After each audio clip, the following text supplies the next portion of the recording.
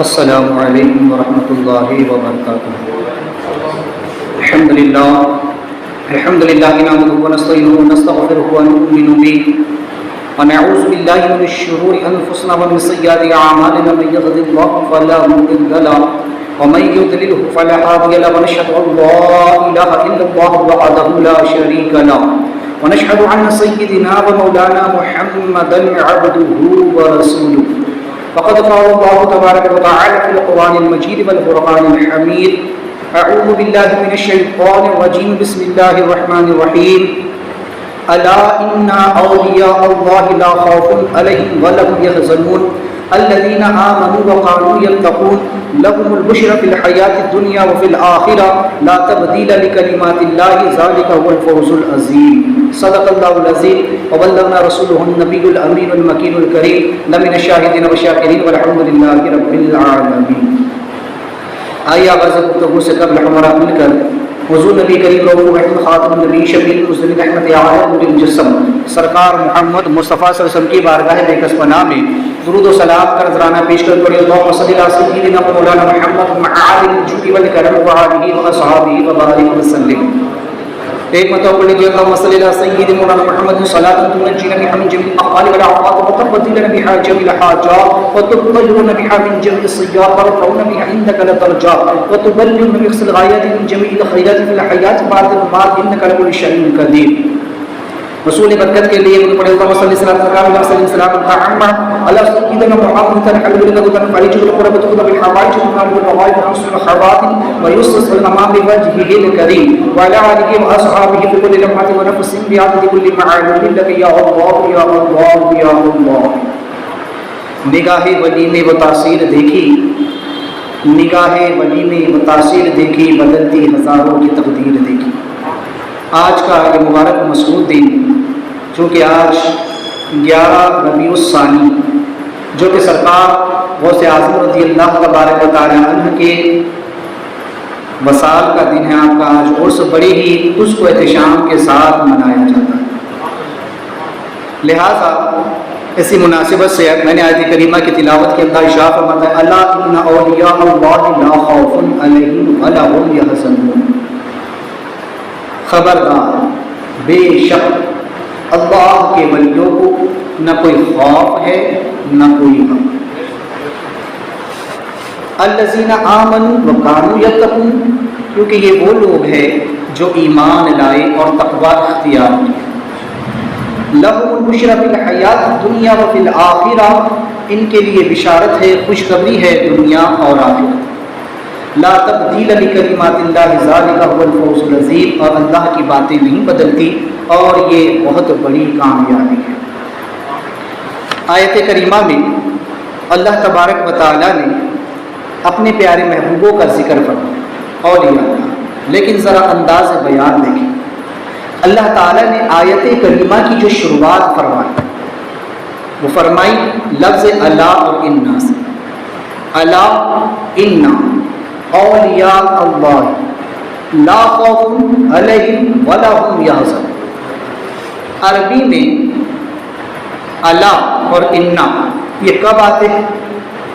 اسے کہتے ہیں حروف تنبیہ، یعنی کہ جب کسی کو تنبیہ کرنا ہو، کسی کو خبردار کرنا ہو، کوئی بہت اہم بات بتائی جانے والی ہو، اس وقت ان لفظوں کا استعمال کیا جاتا ہے، الا، انا، ہا وغیرہ جیسے عربی زبان میں۔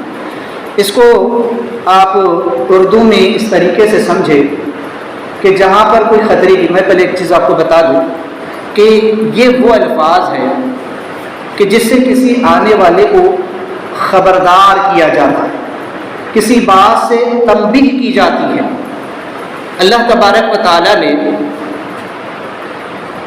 جب احکام شرع کا حکم دیا، لوگوں کو عبادات کا حکم دیا، تو وہاں پر حروف تنبیہ کا اللہ نے استعمال نہیں فرمایا۔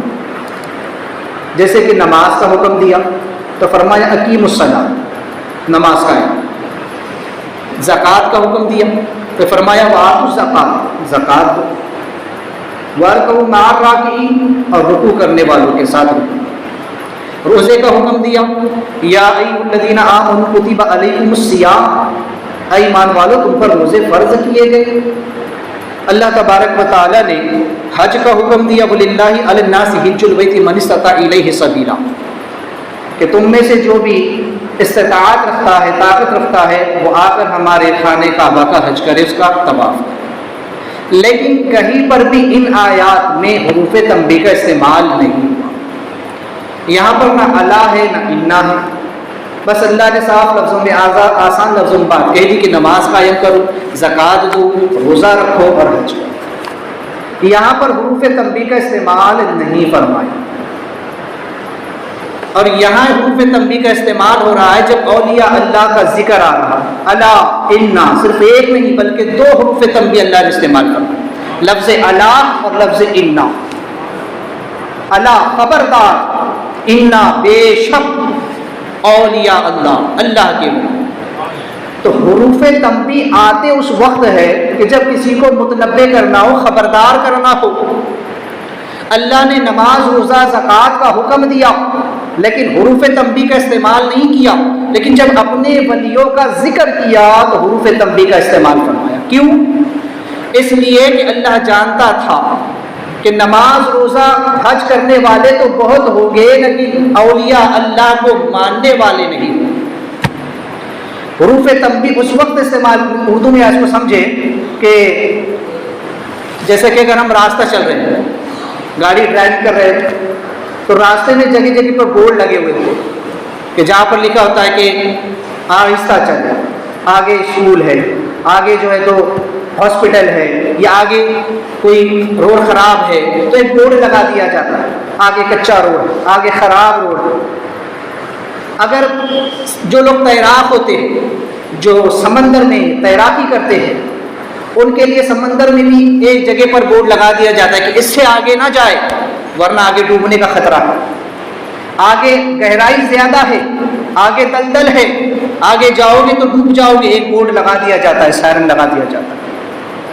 اگر کبھی آپ کسی بجلی گھر گئے ہوں گے، زیادہ نہیں، ہمارے قریب میں دیپ نگر ہے، کبھی جا کر دیکھ تو وہاں پر بھی ایک بورڈ لگا دیا جاتا ہے، ڈینجر کر کے لکھ دیا جاتا ہے انگلش میں، خطرہ، تاکہ کوئی وہاں ہاتھ نہ لگائے، کوئی چیک کرتا نہ پھرے کہ یہ کیا ہے وہ کیا ہے۔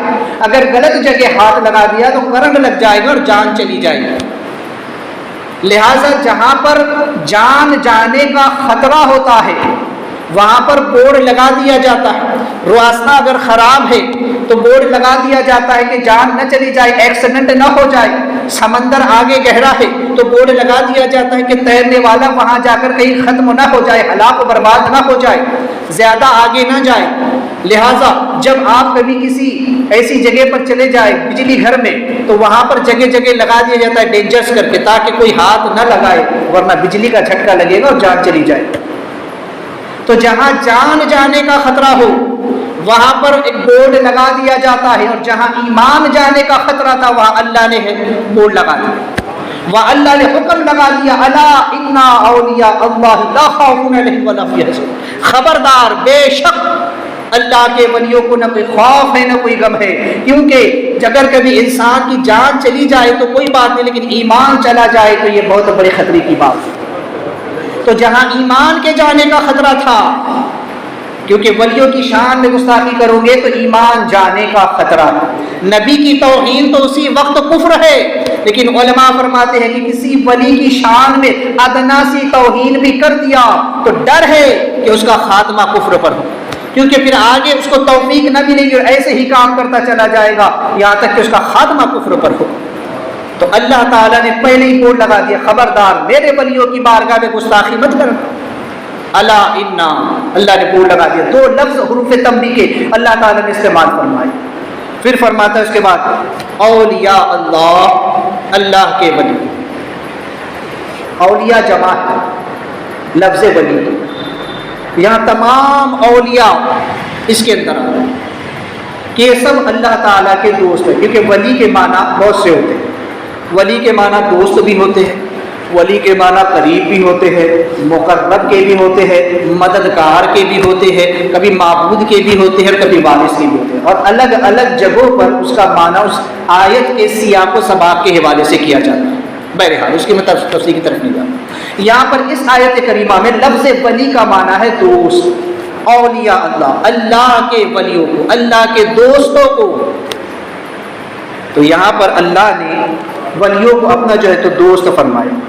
کیوں؟ اس لیے کہ یہ اللہ تبارک و تعالیٰ کے دوست ہے، اللہ کے محبوب ہے. ایک مقام پر اللہ نے فرمایا اللہ ولی الذین، اللہ ان کا دوست ہے، اللہ ان کو محبوب رکھتا ہے. یہ اللہ کے محبوب، اللہ ان کا محبوب. فاذکرونی اذکرکم، تم میرا ذکر کرو میں تمہارا ذکر کروں گا. یہ اللہ کا ذکر کرتے ہیں، اللہ ان کا ذکر کرتا ہے. یہ اللہ کے ذاکر، اللہ ان کا ذاکر. یہ اللہ کے محبوب، اللہ ان کا محبوب. اور حدیث پاک میں ہے کہ جو اللہ کا ہو جاتا ہے اللہ اس کا ہو جاتا ہے. یہ اللہ کے ہو گئے تو اللہ ان کا ہو گیا. یہ اللہ کے ولی اور اللہ ان کا والی ہے، یعنی مددگار ہے.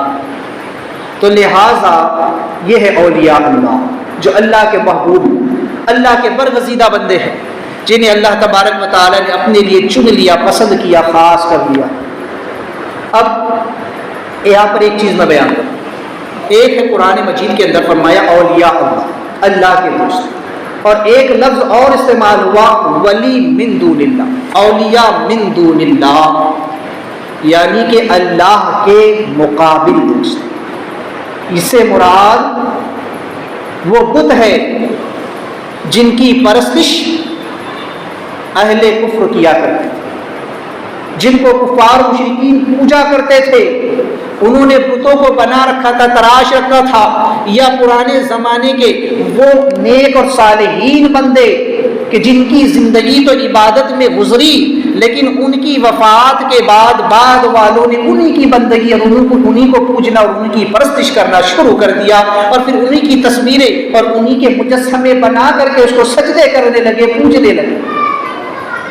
تو یہاں پر ایسی بات کی نفی کی گئی، وہ اولیاء، وہ من دون اللہ جو اولیاء کے مقابل. اب یہاں بس ایک عقیدے کی بات میں بتا رہا ہوں، چونکہ آج کل وہابی دیوبندی مسلمانوں کو گمراہ کرتے ہیں، سنیوں کو گمراہ کرنے کے لیے کہتے ہیں کہ دیکھو قرآن کے اندر ہے کہ ولی من دون، ولی کو جو ہے تو دوست نہ بناؤ، یا ولیوں کے پاس نہ جاؤ، ولیوں کے مزار پر نہ جاؤ. یہ قرآن تو سمجھ لیں وہاں پر مراد ولی من دون اللہ ہے، جن سے اللہ نے دور رہنے کا حکم دیا. اور جو جہنم میں جائیں گے وہ بت ہے، کیونکہ کفار مشرکین ان بتوں کے بارے میں یہ عقیدہ رکھتے تھے کہ یہ اللہ کے قریب ہے اور اللہ سے لڑ کر کے یہ ہمیں بچا لیں گے. معاذ اگر اللہ ہم کو عذاب بھی دینا چاہے گا تو یہ اللہ سے لڑیں گے اور ہم کو بچا لیں گے. یہ اہل کفر کا عقیدہ ہے. جبکہ اہل اسلام کا عقیدہ یہ ہے کہ اولیاء اللہ اللہ کے محبوب بندے ہیں، یہ اللہ سے ہماری سفارش کریں گے، ہمارے لیے شفاعت کریں گے، اور اللہ تبارک و تعالیٰ ان کی بات کی لاج رکھتے ہوئے ہماری شفاعت فرماتے ہیں. یہ فرق ہے اولیاء اللہ اور اولیاء من دون اللہ کے درمیان. یہ وہابی دیوبندی یہی پر دھوکہ دیتے ہیں. تو اس کو سمجھ لے کہ ولی اللہ اللہ کا دوست اور ولی من دون اللہ اللہ کا دشمن ہے. یہ بت اللہ کے دشمن ہے. یہ کفار مشرکین شیاطین اللہ کے دشمن ہے. کفار مشرکین بھی اولیاء اللہ میں آتے، جو کافروں کو دوست بنائے، جو وہابی دیوبندی کو دوست بنائے وہ بھی جہنم میں، کیونکہ یہ بھی جہنم میں جانے والے. یہ اللہ کے دوست نہیں ہے. اللہ کے دوست تو اس کے ولی ہے، یہ اللہ کے دوست نہیں بلکہ اللہ کے دشمن. یہ ولی من دون اللہ. ان سے دور رہو، ان سے دور بھاگو، ان کو اپنے سے دور رکھو. تو لہٰذا یہ چیز آپ سمجھ لیں کہ ولی اللہ اور ولی من دون اللہ. تو اولیاء اللہ اللہ کی بارگاہ میں ہمارے لیے سفارش کریں گے، ہماری شفاعت کریں گے، اور اللہ تبارک و تعالیٰ ان کی شفاعت کے سبب ہم کو بخش دیں.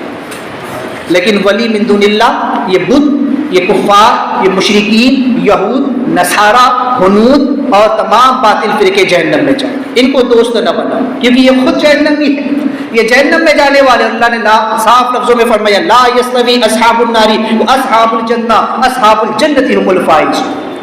کیا جنت والے اور دوزخ والے برابر ہو سکتے ہیں؟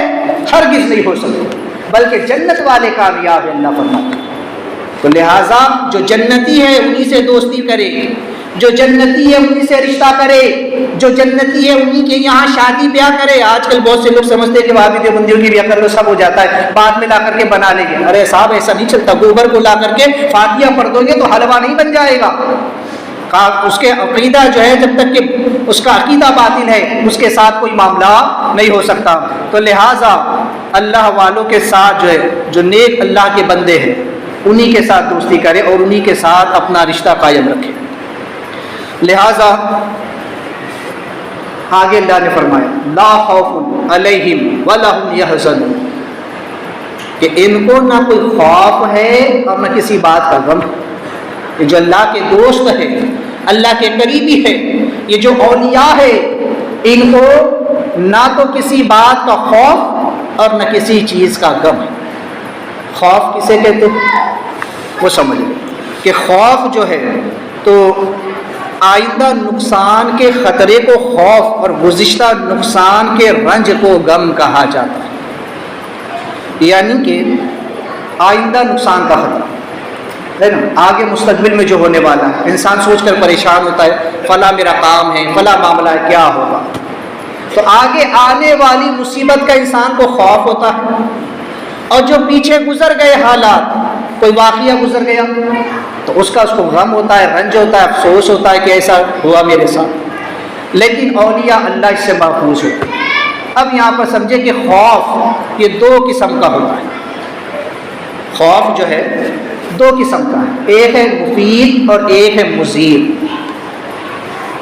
مفید خوف وہ ہے کہ جو اللہ سے کیا جاتا ہے اور اس کو خشیت کہا جاتا ہے، جیسے کہ اللہ نے ارشاد فرمایا انما یخشی اللہ من عبادہ العلماء، بے شک اللہ سے اس کے بندوں میں وہی لوگ ڈرتے ہیں جو علم والے ہیں۔ علم والے اللہ سے ڈرتے ہیں، تو اللہ سے ڈرنا یہ مفید ہے، اور اسی کے بارے میں فرمایا گیا حدیث پاک میں کہ ایمان خوف اور امید کے درمیان، بندہ اللہ سے ڈرے بھی اور امید بھی رکھے کہ اللہ تعالیٰ رحمان و رحیم بھی، لیکن اللہ سے ڈرے بھی، اسی کا نام ایمان ہے۔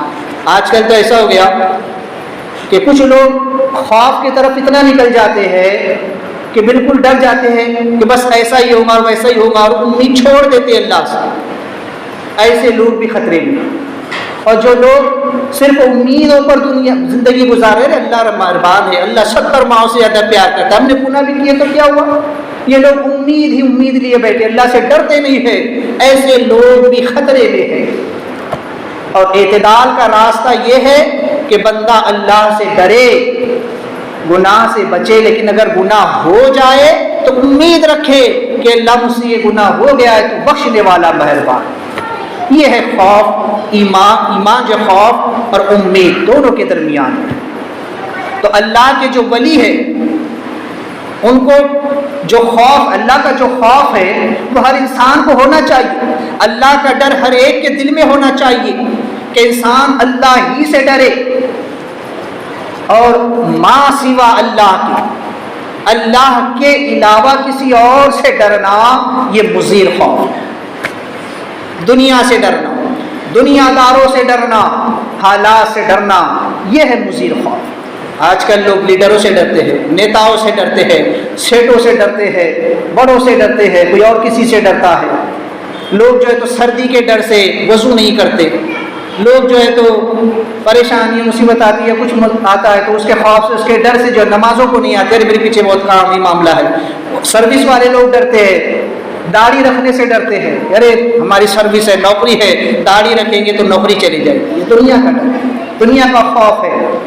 اس کا بالکل اللہ والوں کو کوئی ڈر نہیں ہوتا، کوئی خوف ان کو نہیں ہوتا اس بات کا کہ دنیا والے کیا کریں گے۔ حضور مجدد الف ثانی رحمۃ اللہ تعالی بادشاہ وقت اکبر، لیکن جب اس نے دین حق کے خلاف دین الہی کو قائم کیا تو آپ اس کے سامنے ایک پہاڑ کی طرح کھڑے ہو گئے، اور آپ نے صاف اور واضح لفظوں میں اس کے کفریہ معاملات کو اجاگر کیا، اور اس کی مخالفت کی، یہ نہیں سوچا کہ وقت کا بادشاہ ہے میرے ساتھ کیا کرے گا۔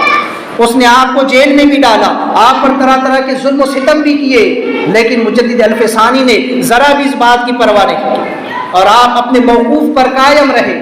تو یہ ہوتے ہیں اللہ والے۔ آپ ہر ولی کی تاریخ کو اٹھا کر کے دیکھیں، اولیاء اللہ کی، علماء اکرام کی جو اپنے موقوف پر ثابت قدم رہے، اللہ بھی پھر ان کی غیب امداد فرماتا ہے۔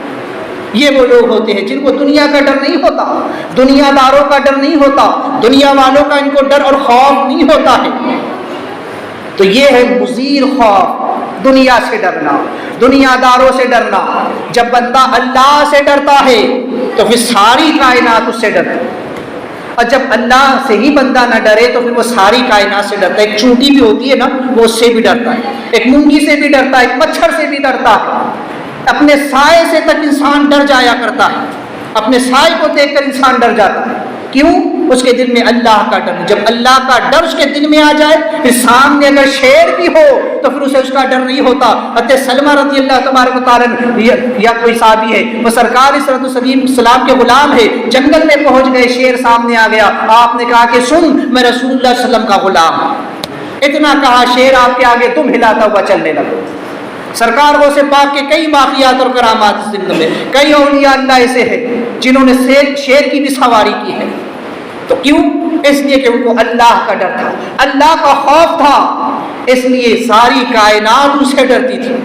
لیکن جب بندہ اللہ ہی سے نہ ڈرے تو پھر اپنے سائے سے بھی ڈر جایا کرتا ہے۔ تو خوف کو سمجھ لیجیے دو طرح کا ہے، ایک مزید اور ایک مفید۔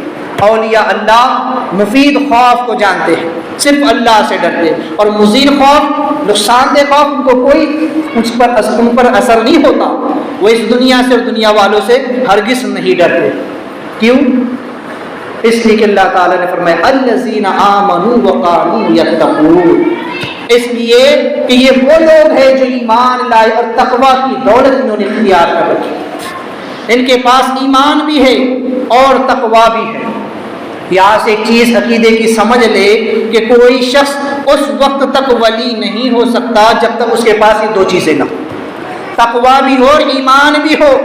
اگر ایمان نہیں ہے، عقیدے میں خرابی ہے، تو پھر وہ کتنا ہی تقوی والا ہو، وہ اللہ کا ولی نہیں ہو سکتا۔ آج جتنے باطل فرقے والے ہیں، ان میں آپ کتنے ہی نمازیوں کو دیکھ لے، پیشانی اگر چن کے کالی پڑ چکی ہو، پیشانی پر کالے دھبے آ چکے ہو، لیکن پھر بھی وہ اللہ کا ولی نہیں۔ کیوں؟ کیونکہ اس کے سینے میں ایمان نہیں۔ اللہ نے پہلی شرط بیان فرمائی الذین آمنوا، اس لیے کہ وہ ایمان والے ہیں، وقاموا یتقون، اور اس پر یہ کہ ان کے پاس تقویٰ بھی ہے۔ تو دو چیزیں ہیں، ایمان اور تقویٰ۔ جب یہ دو چیزیں آتی ہیں تب جا کر کے بندہ ولی اللہ بنتا ہے۔ لہٰذا اللہ نے ان کی صفت بیان فرمائی، اور اب آگے ان کے لیے اللہ تعالیٰ خوشخبری سناتا ہے۔ اللہ ان کے بارے میں فرماتا ہے کہ لہم البشریٰ فی الحیات الدنیا والآخرہ، ان لوگوں کے لیے بشارت ہے، خوشخبری ہے، دنیا اور آخرت میں۔ کیونکہ اللہ والے وہ ہیں کہ جن کو آخرت کا بھی خوف نہیں، کیونکہ وہ تو اللہ کے عرش کے سائے میں آرام کرے گی، انہیں کوئی ڈر نہیں ہے، کوئی خوف نہیں ہے آخرت کا، کیونکہ وہ جو اللہ سے ڈر گیا وہ ما سوا اللہ سے پھر بے خوف ہو گیا۔ اس لیے انہیں اولیاء علماء اکرام فرماتے اس کی تفسیر میں کہ انہیں آخرت کا بھی خوف نہیں، اور بعض صوفیہ فرماتے ہیں کہ ان کو اپنی گزشتہ زندگی کا بھی کوئی غم نہیں، اور آنے والے حالات یعنی کہ قیامت کے دن کے حالات کا بھی ان کو کوئی غم نہیں، کوئی خوف نہیں، وہ تو اللہ کے عرش کے سائے میں آرام کریں۔ بہرحال تو چونکہ یہ وہ لوگ ہیں جن کو اللہ نے خوشخبری سنائی دنیا میں بھی اور آخرت میں، دنیا میں بھی ان کے لیے بشارتیں ہیں، ساری لوگ خلق ان کی طرف جھکی چلی آتی ہے، ان کی طرف مخلوق دوڑ کر کے چلی آتی ہے کہ یہ اللہ والے ہیں، اور آخرت میں بھی لوگ انہی کی طرف رجوع کریں، یہ اللہ والے۔ تو ان کو نہ دنیا کے اندر خوف ہے نہ آخرت میں خوف، یہ دیکھو دنیا میں بھی خوشخبری ہے اور آخرت میں بھی ان کے لیے بشارت ہی بشارت ہے۔ لہٰذا اللہ نے فرمایا کہ آخرت میں بھی نکلے بشارت، لا تبدیل لکلمات اللہ، اللہ کے کلمات نہیں بدلتے، اللہ کی باتیں نہیں بدلتی، ذالک هو الفوز العظیم، اور یہ بہت بڑی کامیابی، اللہ نے اس کو کامیابی فرمایا۔ پتہ چلا کہ کامیاب صرف اللہ کے ولی، جو اللہ والے ہیں، جو اللہ کے ہو جاتے ہیں وہی لوگ کامیاب ہوتے ہیں، اور جو لوگ اللہ کے نہ ہوئے وہ در در کے بھٹکتے ہیں۔ لہٰذا سب سے بڑی چیز ایمان اور تقویٰ کی دولت اختیار کریں، کم از کم یہ کہ اولیاء اللہ کے دامن سے لپٹ جائے، ان اللہ والوں کا دامن اختیار کر لے، ان کی سیرت و صورت کو اپنے اندر ڈھال لے، تاکہ اللہ تعالیٰ کا کرم تم پر بھی ہو جائے۔ اگر ویسے نہیں بن سکتے تو کم از کم ان کے صحبت میں رہے تاکہ اس کا پھل تمہیں مل سکے۔ لہٰذا یہ اللہ والے ان کا دامن تھا، اسی لیے اللہ نے فرمایا کہ وَابْتَغُوا إِلَيْهِ الْوَسِيلَةَ، اللہ کی طرف وسیلہ تلاش کرو. سب سے بہتر وسیلہ اللہ کی طرف ہی اللہ والے، کیونکہ اللہ نے انہی کے بارے میں فرمایا کہ یہ میرے دوست ہیں، انہیں نہ دنیا کا خوف نہ آخرت کی فکر. لہٰذا یہ آیت کریمہ کا ایک مختصر سا تعارف میں نے آپ کے سامنے رکھا. اب چونکہ آج کا جو مبارک دن ہے وہ جس ذات بابرکات سے منسوب ہے اس ذات کی بارگاہ میں بھی ہم حاضری دیں اور چند باتیں، چند حالات ان کی زندگی کی سے بھی سماعت کرتے ہیں. لہٰذا ان کی بارگاہ میں حاضری ہم سرکار اعلیٰ حضرت کے ان اشعار کے ساتھ دیتے ہیں کہ سرکار فرماتے کہ واہ کیا مرتبہ ہے غوث ہے بالا تیرا، اونچے اونچوں کے سروں سے قدم اعلیٰ تیرا، سر بھلا کوئی کیا جانے کہ ہے کیسا تیرا، اولیاء ملتے ہیں آنکھیں وہ ہے تلوا تیرا. اور فرماتے ہیں کہ قسمیں دے دے کہ کھلاتا ہے پلاتا ہے تجھے پیارا اللہ تیرا چاہنے والا تیرا. اور یہ کہ تجھ سے در سے سگ اور سگ سے ہے مجھ کو نسبت، میری گردن میں بھی ہے دور کا ڈورا تیرا. اور فرماتے ہیں کہ الاما قہر وہ غوث ہے تیکھا تیرا، مر کے بھی چین سے سوتا نہیں مارا تیرا. اور بادلوں سے کہیں رکتی ہے کڑکتی بجلی، ڈھالے چھٹ جاتی ہے اٹھتا ہے جو تیغا تیرا. اور ستم کوری وہابی رافضی کی کہ ہندو تک تیرا قائل ہے یا غوث. تو سرکار غوث پاک رضی اللہ تبارک و تعالی یہ تمام ولیوں کے سردار، تمام ولیوں کے پیشوا، جن کے بارے میں بے شمار روایتیں موجود ہیں. جو ہے تو آپ کو امام الاولیاء تک کہا گیا. بڑے بڑے خطابات ان کے بعد پیر پیرا، میر میرا، شاہ جیلا، قطب الافطاب، شہنشاہ بغداد، سید الافراد، سید الاوتاد، پیر لاسانی، محبوب سبحانی، قندیل روحانی، شہباز لامکانی، محبوب یزدانی، حضور شیخ محی الدین محمد عبد القادر جیلانی، پیران پیر، بڑے پیر غوث الاعظم دستگیر رضی اللہ تعالی عنہ سے آپ کو جانا جاتا ہے. بڑے بہت خطابات القابات ہیں، بلکہ خود آپ کے 11 لقب ایسے ہیں کہ سرکار غوث پاک فرماتے ہیں کہ جو 11ویں شب میں ان کا ورد کر لے گا سال بھر اللہ اس کے رزق میں برکت عطا فرماتے ہیں. یہ شان سرکار غوث پاک رضی اللہ تبارک و. بلکہ اتنا جلال تھا کہ آپ کا نام بھی کوئی بے وضو نہیں لے سکتا تھا. اگر کوئی آپ کا نام عبد القادر بے وضو بھی لے لے تو اسی وقت اس پر سرکار غوث پاک کا عتاب نازل ہوتا تھا. یہ تو سرکار صلی اللہ علیہ وسلم نے کرم فرمایا اور کہا کہ بیٹے عبد القادر اپنے اس جلال کو کم فرما، تب جا کر کے آپ کا یہ جلال کم ہوا. لہٰذا کہتے ہیں کہ ابھی خاکدان گیتی آپ کے قدموں کی برکت سے سرفراز بھی نہیں ہوئی تھی کہ آپ کے پوشیدہ کمال کا سفیدہ سحر دلوں کے آفاق پر چمک رہا تھا. بڑے بڑے مسجد نشیروں نے آپ کے آمد کے گلگلے بلند کیے. جس طرح انبیاء سابقین نے ہزاروں سال پیشتر مطلع رسالت پر ایک آفتاب کے طلوع ہونے کی بشارتیں سنائی، یہاں بھی مظہر عطن کی شان یوں جلواگر ہوئی کہ آپ کی ولادت سے کئی سال پہلے ضوئے زمین کے اولیاء کاملین نے آپ کی آمد کی خوشخبریاں سنائی. انہی میں سے ایک روایت ہے، کہتے سیدنا جنید بغدادی رضی اللہ تبارک و تعالی آپ ایک مرتبہ اپنی مریدین کی مجلس میں بیٹھے ہوئے تھے کہ اچانک آپ پر ایک کیفیت طاری ہوئی اور آپ نے گردن جھکائی اور فرمایا ان کا قدم میری گردن پر، ان کا قدم میری گردن پر. تمام مرید حیران تھے. جب آپ عالم کشف سے باہر آئے، اس استغراقی کیفیت سے باہر آئے، حالت صوح میں آئے، تو پوچھا گیا کہ یا شیخ یہ آج بڑا عجیب معاملہ ہم نے دیکھا کہ آپ نے اپنی گردن جھکا دی اور آپ کہہ رہے تھے کہ ان کا قدم میری گردن پر، یہ کیا معاملہ ہے؟ تو فرماتے ہیں کہ سنو، آج سے 500 سال کے بعد عارفوں کا ایک تاجدار پیدا ہو. ملک ایران میں، شہر بغداد میں، وہاں پر ایک ولیوں کا سردار پیدا ہوگا جس کی اتنی اونچی شان ہوگی، جس کا اتنا بلند مقام ہوگا کہ وہ اللہ تبارک و تعالیٰ کی طرف سے دیا جائے گا تو روکا نہیں جائے گا، ان کی ایسی عظیم شان ہوگی کہ وہ منبر رسول سے یہ فرمائیں گے، انہیں اللہ کی طرف سے حکم ہوگا اور وہ کہیں گے قدمی حاضی علی رکبتی کلی ولی اللہ، میرا یہ قدم تمام اولیاء اللہ کی گردن پر، تو جتنے ولی موجود ہوں گے وہ سب کے سب اپنی گردنیں جھکا دیں گے۔ لہٰذا 500 سال کے بعد ان کا جو ہے تو ولادت ہونے والی ہے، لیکن سرکار جنید بغدادی آج ہی ان کے آگے اپنی گردن کو جھکا رہے ہیں۔ ان کی شان کے بارے میں علماء فرماتے ہیں کہ جتنے اولیاء اللہ اس وقت روئے زمین پر موجود تھے سب نے گردنیں جھکائی، جو اولیاء اپنی قبروں میں آرام فرما تھے انہوں نے بھی گردنیں جھکائی، وہ اولیاء جو ماؤں کے شکم میں تھے، وہ اولیاء جو اپنی باپ کی پشت میں تھے، اور وہ اولیاء جو عالم ارواح میں تھے، سب نے گردنیں جھکائی۔ یہ شان ہے غوث پاک رضی اللہ تبارک و تعالیٰ نے۔ تو لہٰذا آپ جو ہے تو اللہ تبارک و تعالیٰ کے ایسے جلیل القدر ولی ہیں۔ آپ کی ولادت بسعادت 1 رمضان المبارک 470 ہجری کو ملک ایران کے شہر گیلان میں، اور آپ کے والد کا نام حضرت ابو صالح جنگی دوست رضی اللہ تعالیٰ، اور آپ کی والدہ کا نام ام الخیر امت الجبار فاطمہ رضی اللہ تبارک و تعالیٰ عنہا ہے، اور آپ خاندانی شرافت و نسبی وجاہت کے اعتبار سے نجیب الطرفین یعنی حسنی حسینی سید، دونوں طرف سے مجمع البحرین ہے۔ آپ اپنے والد اور والدہ دونوں کی جانب سے سید ہیں۔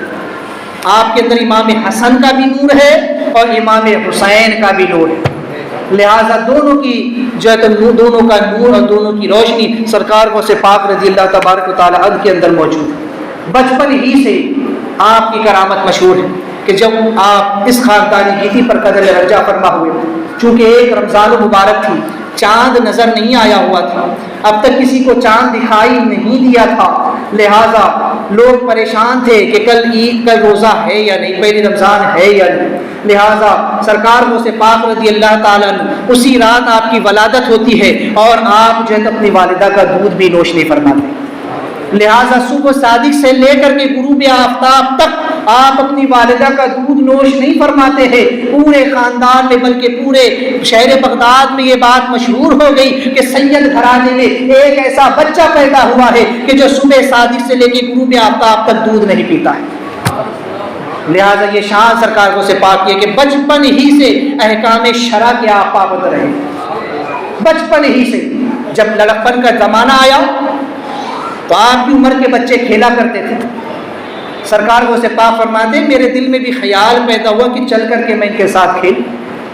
جب میں کھیلنے کا ارادہ کرتا تو مجھے غیب سے آواز آتی کہ اے برکت والے میرے قریب آ جا، اے برکت والے میرے قریب آ جا۔ میں اس آواز کو سن کر ٹھہر جایا کرتا، سہم جایا کرتا، اور میں کھیلنے کے لیے نہیں جایا کرتا۔ جب آپ بعد میں فرماتے ہیں کہ وہ آواز دراصل غیب سے آیا کرتی تھی، رب تبارک و تعالیٰ مجھے اپنی طرف بلایا کرتا تھا، یہ رب کی طرف سے آواز ہوتی تھی کہ اے برکت والے میری طرف آ جا۔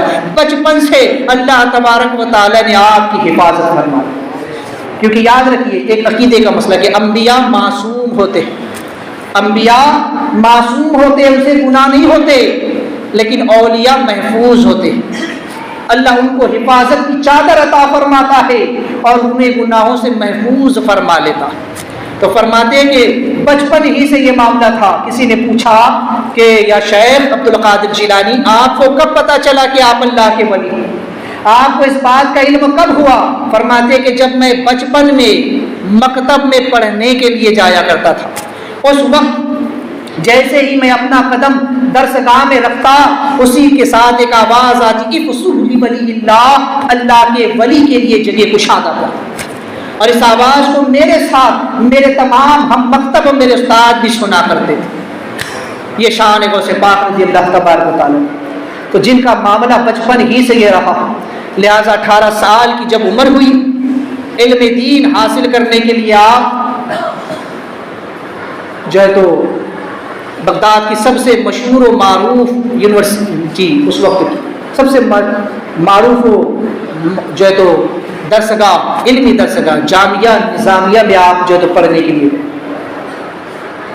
آپ نے وہاں داخلہ لیا اور آپ وہاں پڑھتے رہے، اتنا پڑھے کہ سرکار کو سے پاک فرماتے درست العلم حتی صرت قدبہ ونلت السعادہ منت المولا الموانی، کہ میں علم پڑھتا رہا یہاں تک کہ میں کتب بن گیا، میں علم دین حاصل کرتا رہا، میں نے اتنا علم حاصل کیا کہ اللہ تبارک و تعالیٰ نے مجھے منصب قطبیت پر فائز کر دیا۔ یہاں سے بھی بات سمجھو کہ یہ کون فرما رہے ہیں؟ وہ سے پاک فرما رہے ہیں کہ میں نے اتنا علم حاصل کیا کہ اللہ نے مرتبہ قطبیت تک مجھے فائز کر دیا۔ یہاں سے پتہ چلا کہ بغیر علم کے کوئی اللہ کا ولی بھی نہیں بنتا، علم کا ہونا بے حد ضروری ہے، کیونکہ اللہ نے کبھی کسی جاہل کو اپنا قرب نہیں عطا کیا۔ آج جو جاہل پیر گھومتے ہیں، نگر نگر ڈگر ڈگر بھٹکتے ہیں اور لوگوں کو زبردستی پکڑ پکڑ کے مرید بناتے ہیں، خود نماز روزے نہیں پڑھتے، اپنے ہاتھوں میں خود انگوٹھیاں پہنے ہوتے ہیں اور اپنے سپار جو ہے تو اپنے کاندھے سے نیچے تک کیے ہوتے ہیں اور کہتے ہیں ہم دائم وضو قائم نماز ہے، ہمیں نماز روزے کی ضرورت نہیں ہے۔ نماز تو وہ پڑھے جو گنہگار ہو، جو خود نماز نہیں پڑھتے، جو خود روزہ نہیں رکھتے، جو خود شریعت کے پابند نہیں ہے، ایسے پیروں سے دور رہے، کیونکہ غوث پاک نے ہمیں عمل کر کے دکھایا ہے کہ جب تک کوئی نانا جان کی شریعت پر عمل نہیں کرے گا اسے مرتبہ ولایت پر وہ ہرگز فائز نہیں ہو سکتا۔ خود فرماتے ہیں کہ میں نے علم حاصل کیا اور اتنا علم حاصل کیا کہ اللہ نے مجھے مرتبہ قطبیت پر فائز کر دیا۔ آج جن لوگوں کو شریعت کی شین تک معلوم نہیں ہے، جن لوگوں کو آج اس سنجے کا طریقہ نہیں آتا، عام زبان میں تو جن کو اپنا گان دھونے کا طریقہ نہیں آتا، ایسے لوگ پیر بھر کر کے گھومتے ہیں۔ ایسوں کی کمی نہیں ہے، ایسوں سے دور رہے، ایسوں سے بچ کر کے رہے، ایسے جاہلوں سے بچے، کیونکہ یہ خود بھی جو تو جہنم میں جائیں گے اور اپنے ساتھ ہمیں بھی لے کر کے جائیں گے۔ تو وہ باشرا پیر کے ہاتھ پر ہاتھ دے، وہ پیر کہ جو شریعت کا پابند ہو، میں وہ سے پاک نے بچپن سے عمل کر کے دکھایا، جو خود ولیوں کے سردار ہے، وہ دنیا میں آ رہے اسی وقت سے روزہ رکھ کر ہمیں بتا رہے ہیں کہ اے میرے نانا جان کی امتیوں، اس پیر کے ہاتھ میں ہاتھ دینا جو شریعت کا پابند ہے۔ خود غوث پاک کا معاملہ یہ کہ فرماتے ہیں کہ میں 15 سال تک جو ہے تو جنگلوں میں بھٹکتا رہا، 40 سال تک عشاء کے وضو سے فجر کی نماز ادا کرتا رہا، اور فرماتے ہیں کہ میں ایک پیر پر کھڑے ہو کر کے قرآن پاک کی تلاوت کرتا اور یہاں تک کہ پورا قرآن ختم کر لیا کرتا۔ یہ غوث پاک کا معمول ہے۔ اور فرماتے ہیں کہ میں نے کئی وقت تو ایسا گزر جاتا، کئی حالات تو ایسے گزر جاتے کہ مجھے کھانے کے لیے نصیب نہیں ہوا کرتا تھا، کبھی درختوں کے گرے پڑے پتے کھا لیا کرتا اور کبھی تو وہ بھی نصیب نہیں ہوتے تھے۔ یہ غوث پاک کی زندگی۔ لیکن آج ہمارا حال کیا؟ آج کل تو ایسے ایسے نکل گئے کہ پیر صاحب کا پیٹ بھرو اور ان کی جیب بھی بھرو، جو خود چل کر کے آج کہتے ہیں کہ ہاں اچھا مرغ مسلم پلا ڈھکا یہ وہ چاہیے، ایسوں سے دور رہے۔ وہ پیر کہ جو خود بھی شریعت کا پابند ہے، جن کی خوراک ایسی ہو کہ صرف وہ اتنا کھاتے ہیں کہ ان کی زندگی برقرار رہ سکے تاکہ خدا کی عبادت کر سکے۔ ورنہ اس امت میں آج بھی ایسے ایسے اولیاء موجود ہیں کہ بغیر کھائے پیے کئی سالوں تک کے بھی زندہ رہتے، لیکن صرف وہ اتباع شریعت کی خاطر، حضور کی سنت کی خاطر کھا پی لیا کرتے ہیں۔ تو لہٰذا ایسے جہاں پیر مل جائے نا اسے نایاب سمجھو، کیونکہ وہ سرخ نایاب ہے آج کے دور میں۔ آج کا دور تو ایسا دور ہے کہ اللہ خیر فرمائے، ایسے ایسے نکل چکے ہیں فتنے، ایسے ایسے آ چکے ہیں کہ جن کو پہچاننا بھی مشکل ہوتا ہے۔ بہرحال تو چونکہ سرکار غوث پاک رضی اللہ تبارک و تعالیٰ عنہ کی زندگی ہمارے لیے ایک درس عمل ہے، ہم ان کی کرامتوں کا ذکر تو سنتے ہیں لیکن ان کے حالات کو بھی پڑھیں، ان کی تعلیمات کو بھی دیکھیں۔ میں صرف ایک واقعہ عرض کروں۔ ایک مرتبہ سرکار غوث پاک رضی اللہ تبارک کی بارگاہ میں وقت کا خلیفہ مستنجد باللہ اشرفیوں کی ایک بہت بڑی تھیلی لے کر کے آئے، کیونکہ پرانے لوگوں کا چاہے بادشاہ ہو عام لوگ ہو سب کا یہ طریقہ کار کہ جب بھی بزرگوں کی بارگاہ میں جاتے تو کوئی نہ کوئی چیز تحفہ پیش کرتے، اور کرنا بھی چاہیے۔ حدیث پاک بھی تحفہ دو تحفہ، اللہ والوں کی بارگاہ میں کچھ دینا یہ بھی ہمارے لیے مفید ہی۔ آج اگر دنیا میں یہ کچھ دو گے کل قیامت کے دن یہ ہمارے کام آئے۔ تو بہرحال یہ بزرگوں کا طریقہ رہا کہ جب بھی اپنے بزرگوں کی بارگاہ میں جاتے تو کچھ نہ کچھ تحفہ پیش کیا کرتے۔ خلیفہ مستنجد باللہ سرکار وہ سے پاک کی بارگاہ میں حاضری کے لیے آئے، ملاقات کے لیے آئے، اور اشرفیوں کی ایک تھیلی آپ کی بارگاہ میں پیش کی۔ سرکار وہ سے پاک رضی اللہ تعالیٰ سے لینے سے انکار فرما دیا۔ بادشاہ اپنے وقت کا خلیفہ ہے، اس نے اصرار کیا، آپ انکار فرماتے رہے۔ پھر اس نے اپنے خلیفہ ہونے کا رعب دکھایا کہ میں خلیفہ ہوں۔ آج بھی ہوتے ہیں بہت سارے جو رعب جھاڑتے اپنے عہدوں کا، منصبوں کا، اپنے عہدے سے، اپنے منصب سے ڈراتے ہیں لوگوں کو، میں فلاں ہوں، میں ڈھکا ہوں۔ لیکن غوث پاک رضی اللہ تعالیٰ آپ پر کوئی اثر نہیں، آپ نے سختی سے منع کیا کہ میں ہرگز نہیں لوں گا۔ جب اس نے خلیفہ ہونے کا رعب دکھایا، میں خلیفہ ہوں اور تمہیں میری بات ماننی پڑے گی، یہ لینا پڑے گا، آپ کو جلال آیا۔ آپ نے اس اشرفیوں کی تھیلی کو لیا اور اسے اپنے دونوں ہاتھوں سے نچوڑنا شروع کیا۔ جب اس کو نچوڑا تو اس میں سے خون بہنے لگا۔ جب خون بہنے لگا اور اس نے یہ دیکھا تو اس کے ہوش اڑ گئے۔ آپ نے حالت جلال میں فرمایا کہ تو مخلوق خدا کا خون چوستا ہے اور آل رسول کی بارگاہ میں اسے پیش کرتا ہے۔ ان جملوں کا ایسا اثر ہوا کہ اسی وقت بے ہوش ہو کر کے گر پڑا۔ آپ فرماتے ہیں کہ اگر اسے خاندان نبوت سے نسبت نہ ہوتی تو میں اس تھیلی کو اتنا نچوڑتا کہ اس کا خون اس کے محل تک کے پہنچا اور لوگ اس کے حالات سے باخبر ہو جاتے کہ یہ مخلوق پر کتنا ظلم و ستم کرتا ہے اور مخلوق سے رشوتیں لیتا ہے، مخلوق کا خون چوستا ہے، ان کا روپیہ پیسہ جبرن ہڑپ کر لے جاتا ہے اور پھر ایسا پیسہ لا کر کے آل رسول کی بارگاہ میں دیتا ہے۔ غوث پاک رضی اللہ تعالیٰ نے ایسی اشرفیوں کو قبول نہیں کیا، ایسے پیسے کو قبول نہیں کیا جو مخلوق کا خون چوس کر کے آپ کی بارگاہ میں پیش کیا گیا تھا۔ یہ تعلیم ہے سرکار غوث پاک۔ اب یہاں پر ایک بات میں عرض کرتا ہوں، اس پہلے چیز سمجھ لے کہ سرکار غوث پاک رضی اللہ تعالیٰ نے اپنی تعلیمات میں یہ بھی بیان فرمایا۔ عام لوگوں سے آپ نے تقویٰ، پرہیزگاری کی لوگوں کو دعوت دی کہ لوگوں اللہ کے رسول صلی اللہ علیہ وسلم کی شریعت پر عمل پیرا رہو، شریعت پر مضبوطی سے قائم رہو۔ عام لوگوں کو شریعت پر چلنے کی دعوت دی، اولیاء اللہ کو طریقت پر مضبوطی کے ساتھ قائم رہنے کی دعوت دی، اور علماء کو علم پر عمل کرنے کی دعوت آپ نے دی، اور ساتھ ہی جو سلاطین تھے ان سے بھی آپ نے کہا کہ مخلوق خدا کے ساتھ عدل و احسان کا معاملہ کرو، اللہ کی مخلوق کے ساتھ انصاف کرو، ان کے ساتھ عدل کرو۔ تو بہرحال اگر میں تعلیمات کا بھی ذکر کروں تو بہت ہے، یہاں پر بس جو چیز ایک آخری مجھے بتانی ہے کہ غوث پاک رضی اللہ تعالی عنہ نے اس تھیلی کو اتنا نچوڑا کہ اس میں سے خون نکلا۔ کیوں؟ کیونکہ وہ پیسہ مخلوق کا جبرن چھینا گیا ہوا تھا، وہ پیسہ ناجائز طریقے سے حاصل کیا گیا ہوا تھا۔ جب ایسا پیسہ غوث پاک کی بارگاہ میں لایا گیا تو آپ نے اسے قبول نہیں کیا۔ اب آج سرکار غوث پاک رضی اللہ تعالیٰ عنہ کے نام سے ہم نیاز کرتے ہیں، ضرور کیجیے، یہ بہت اچھا عمل ہے، کیونکہ سرکار غوث پاک فرماتے ہیں کہ میرا نام اعمال دنیا ہی میں میرے ہاتھ میں دے دیا گیا۔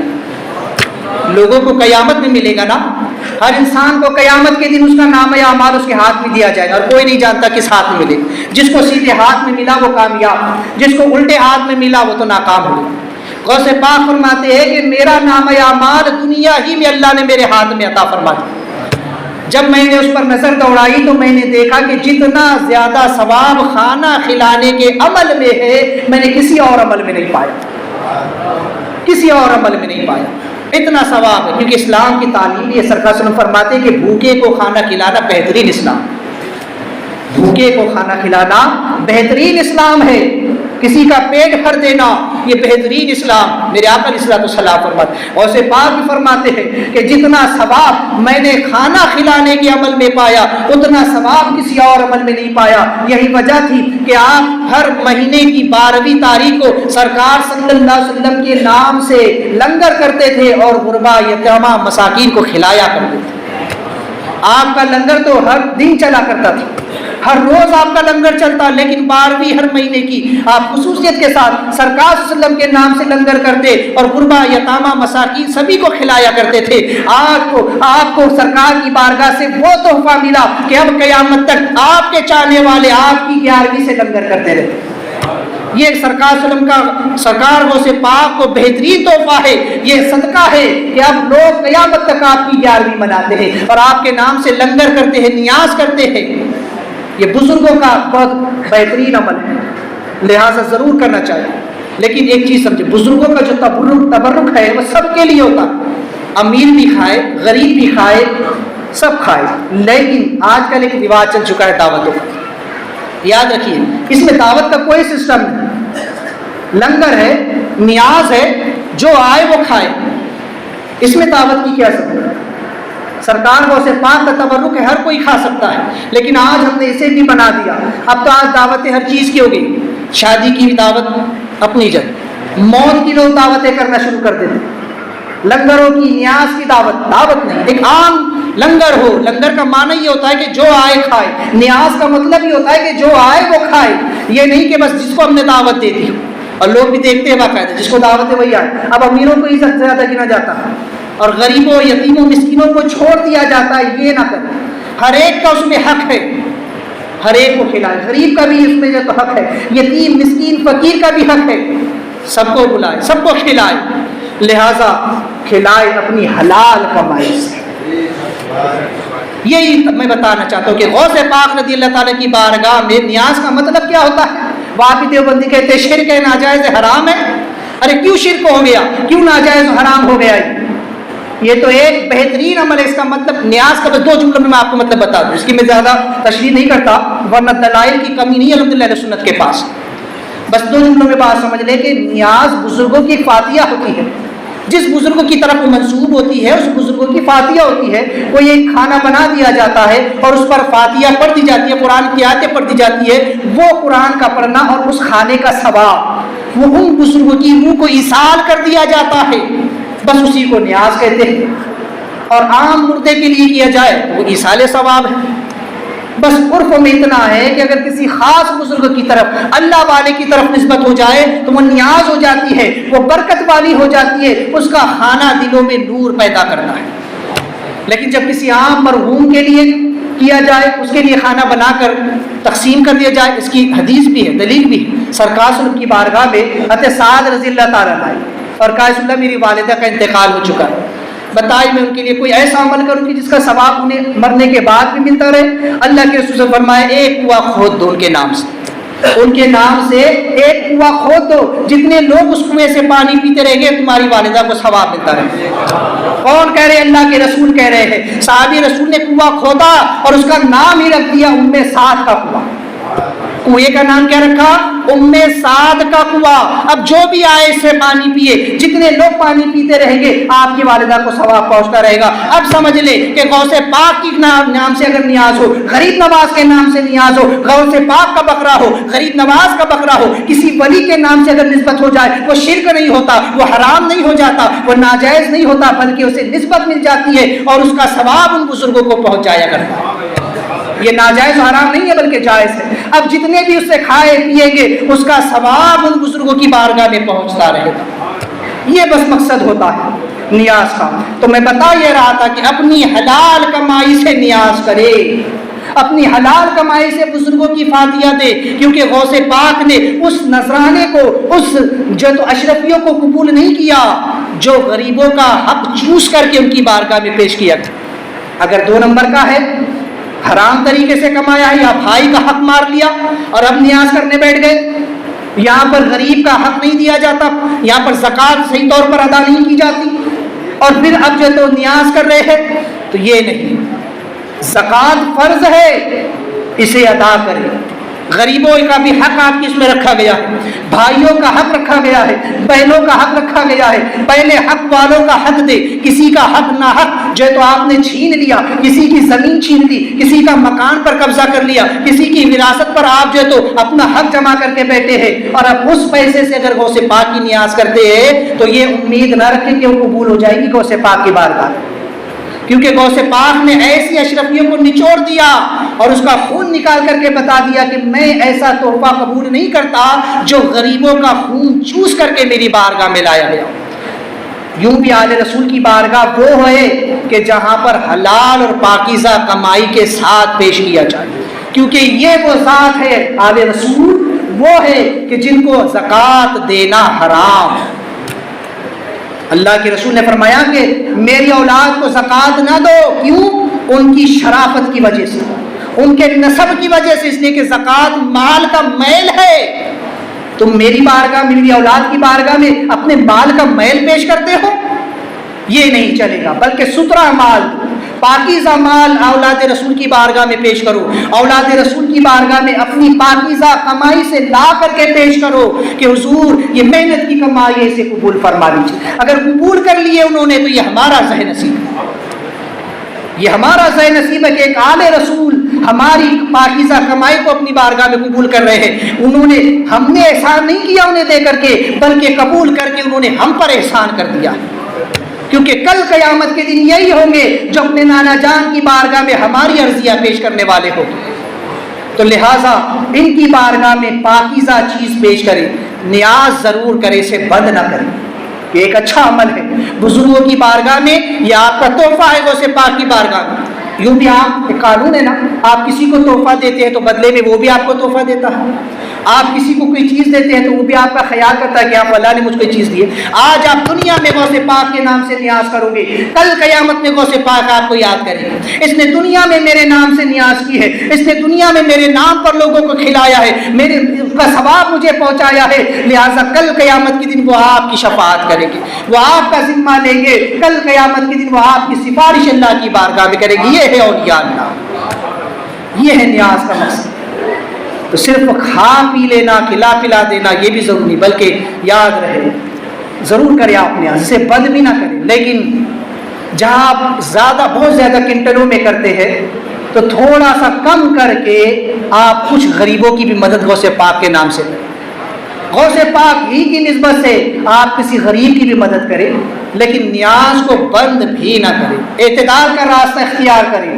بہت سے لوگ وہ ہوتے ہیں کہ جو صرف نیاز میں لاکھوں روپیہ خرچ کر دیں گے لیکن غریبوں کا جو تو خیال نہیں رکھیں، ایسا بھی نہ کریں۔ اور بہت سے وہ ہوتے ہیں کہ جو بالکل نیازوں کو بند کر دیتے ہیں کہ نہیں بس غریب کی شادی کرنی۔ میں کہتا ہوں جب اپنی بیٹی کی شادی کرتا ہے اور اس پہ لاکھوں روپیہ خرچہ کرتا ہے، اس وقت غریب یاد نہیں آتا؟ جب غوث پاک کی نیاز ہوتی ہے، غریب نواز کی نیاز ہوتی ہے، جب بزرگوں کے نام سے فاتحہ اور لنگر ہوتا ہے تو اس وقت بڑے نکل کے آتے ہیں، ارے یہ پیسے سے غریب کی شادی ہو جائے گی، یہ پیسے سے غریب کا یہ کام ہو جائے گا، یہ پیسے سے فلاں کام ہو جائے گا، تو اس وقت یہ نظر آتا ہے۔ لیکن جب اپنی بیٹی کی شادی دھوم دھام سے کرتے ہو اس وقت یاد نہیں آتی غریب کی بیٹی، لاکھوں کا دہیج لا کر کے سامان راستے میں سجا دیتے ہو، اس وقت غریب کا خیال نہیں آتا کہ غریب کی بیٹی جب یہ جہیز دیکھ کے آئے گی اس کے دن پر کیا گزرے گی۔ ہزاروں کنٹلوں کا کھانا دیتے ہو، اس وقت غریب کا خیال نہیں آتا کہ غریب کی بیٹی کو کوئی پوچھنے نہیں آتا کہ وہ کیا کھانا دے گا، وہ کیا کھلائے گا، وہ کیا دعوت کرے گا۔ تم ٹیبل کرسیوں کے کھانے دیتے ہو، آج غریب کو کوئی نہیں پوچھتا ہے کہ ارے غریب کیا کھلائے گا، یہ ہماری آؤ بھگت کیا کرے گا، یہ کیا جہیز میں دے گا۔ اس وقت غریب یاد نہیں آتا، اس وقت کیسے بھول جاتے ہو غریب کو۔ بس غوث پاک کی بات آئی، غریب نواز کی بات آئی، اللہ والوں کی بات آئی تو تمہیں غریب یاد آ جاتے ہیں۔ یاد رکھو نیاز کرو بند نہ کرو، لیکن ایسی بھی نہ کرو کہ اسی میں سب کچھ لگا دو۔ لگاؤ، ضرور لگاؤ، کیونکہ ہر دانے کے بدلے آپ کو ثواب ملنے والا ہے، ہر دانے کے بدلے آپ کے گناہ معاف ہونے والے ہیں، ہر دانے کے بدلے آپ کے درجات بلند ہونے والے ہیں۔ کیونکہ کسی کو ایک لقمہ کھلا دینا، اس لقمے میں جتنے دانے ہوں گے نا تو اس کے بدلے اللہ آپ کو نیکی عطا فرمائے گا۔ اللہ فرماتے جو ہماری بارگاہ میں ایک نیکی لے کر کے آئے، ایک دانہ لے کر کے آئے، اس کو اللہ 10 گنا بڑھا دے گا۔ ایک دانہ کھلایا آپ نے، اللہ اس کو 10 دانے کا ثواب عطا فرمائے گا۔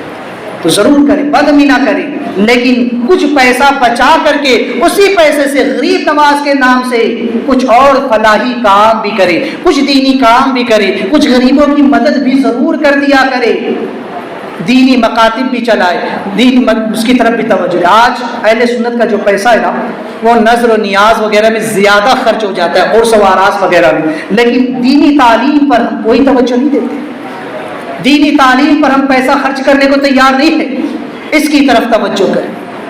لہٰذا غوث پاک رضی اللہ تبارک و تعالیٰ کی بھی یہی تعلیمات ہے، آپ نے خود بھی دین حاصل کیا اور امت کو بھی علم دین حاصل کرنے کی ترغیب دی، کیونکہ دین کا علم ہی ہے جو انسان کی حفاظت کرتا ہے۔ دنیا کا علم آپ لاکھ پڑھ لیجئے وہ آپ کی حفاظت نہیں کر پائے گا، وہ صرف آپ کا پیٹ بھرے گا۔ دنیا کا علم آپ کا پیٹ بھر سکتا ہے، دنیا کا ہنر آپ کا پیٹ بھر سکتا ہے، لیکن دین کا علم آپ کی دنیا اور آپ کی آخرت کو بہتر کرے گا، یہ آپ کے ایمان کی حفاظت کرے گا۔ سرکار غوث پاک ہی کا واقعہ ہے، بڑا طویل واقعہ، میں اختصار کے ساتھ، کہ سرکار غوث پاک رضی اللہ تعالیٰ عنہ راستے سے گزر رہے ہیں اور جب تیز دھوپ ہے، اچانک بادل کا سایہ آ گیا، لہذا اس بادل سے آواز آئی کہ عبد القادر میں تیرا رب اور میں تجھ پر اپنی حرام چیزوں کو حلال کرتا ہوں۔ آپ نے اسی وقت لاحول پڑھا، وہ بادل پھٹا اور شیطان آیا سامنے، کہنے عبد القادر آج تجھے تیرے علم نے بچا لیا۔ فرماتے ہیں کہ لاحول آپ نے پھر پڑھا اور کہا کہ مردود سن، مجھے میرے علم نے نہیں بلکہ میرے رب کے فضل نے بچا، میں اپنے رب کے فضل سے بچ گیا۔ یہ رب کا فضل ہے کہ اس نے مجھے علم کی نعمت عطا فرمائی۔ لوگوں نے پوچھا کہ آپ نے کیسے پہچانا کہ وہ شیطان ہے؟ کہتے ہیں کہ میں نے ایسے جانا کہ جب اس نے کہا کہ عبد القادر میں تیرا رب ہوں اور اپنی حرام چیزیں تجھ پر حلال کرتا ہوں، میں سمجھ گیا کہ اللہ نے اپنے نبیوں پر حرام چیزوں کو حلال نہ کیا تو مجھ پر کیسے حلال کر سکتا ہے۔ میں سمجھ گیا کہ شیطان مردود ہے۔ یہ علم دین ہے جو غوث پاک پر اللہ کا فضل ہے اور جس کے سبب سے آپ کی حفاظت ہو۔ آج جاہل پیر ایسے ہی لوگوں کو بے وقوف بناتے ہیں۔ جو لوگ بے وقوف بنتے ہیں نا، وہ جہاں چمتکار دیکھا وہاں نمسکار کر دیا۔ مثال مشہور ہے، چمتکار کو دیکھ کر نمسکار کرنا۔ جہاں کسی نے ذرا سا کچھ انہونی دکھا دی، ہاں بہت بڑے بابا ہے، بہت بڑے پیر صاحب ہے۔ ارے پہلے دیکھو اس کا عمل شریعت کے مطابق ہے کہ نہیں ہے، پھر جا کر کے اس کی بارگاہ میں نظام یا طے کرنا۔ آج کل تو کافر وہاں جو ہے مشرک یہود و نصارہ یہ بھی جو ہے تو دکھا دیتے ہیں کچھ کرشمے کرتب، تو کیا اسے بھی مان لو گے؟ ہر چمتکار کو جو ہے تو نمسکار نہیں کیا جاتا اور ہر چمکتی ہوئی چیز سونا نہیں ہوتی۔ اس لیے شریعت معیار، علم دین خود بھی حاصل کرے تاکہ آپ جان سکے کس پیر کے ہاتھ میں ہمیں ہاتھ دینا ہے، کب ہمارے ایمان کی حفاظت ہو سکے گی۔ اگر جاہلوں کے پیچھے لگے رہو گے تو خود بھی برباد ہو جاؤ گے۔ تو بہرحال غوث پاک کی یہی تعلیمات ہے، اس پر عمل کرے۔ اللہ تبارک و تعالیٰ ہم تمام کو عمل خیر کی توفیق عطا فرمائے۔ حضرات، چونکہ نماز کے مسائل کا بھی سلسلہ شروع تھا، آج کی 3 مسائل واجبات نماز سے سماعت کریں۔ قوما یعنی رکوع سے سیدھا کھڑے ہونا۔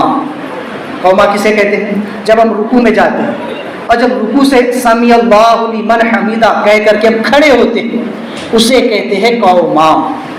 اس میں ایک تسبیح سبحان اللہ کی مقدار ٹھہرنا واجب۔ اگر کوئی اتنا بھی نہ رکا، بس فوراً اٹھا اور چلا گیا، یا سیدھا کھڑا بھی نہ ہوا وہیں سے رکوع میں چلا گیا، تو اس کا واجب ترک ہو۔ اور جان بوجھ کر کیا تب تو نماز کا سر نو پڑھنا ہے، اور غلطی سے ہوا تو واجب ترک ہوا اور اس پر سجدہ سہو واجب۔ ہر ایک رکعت میں صرف ایک ہی رکوع کرنا، ایک رکعت میں ایک ہی مرتبہ رکوع۔